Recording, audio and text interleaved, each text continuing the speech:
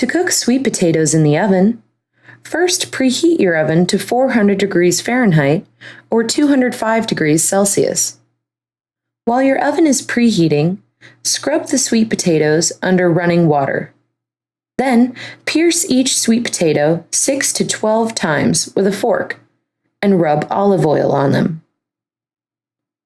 Wrap each potato loosely in aluminum foil and place them directly on the middle rack of your oven. Bake the potatoes for 45 minutes, letting them cool in the oven for an additional 15 minutes before serving. If you have less time, you can also cook sweet potatoes in the microwave. After you scrub and pierce the sweet potatoes with a fork, place them in a microwave-safe bowl.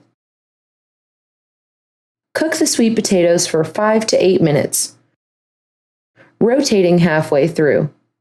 Serve and enjoy.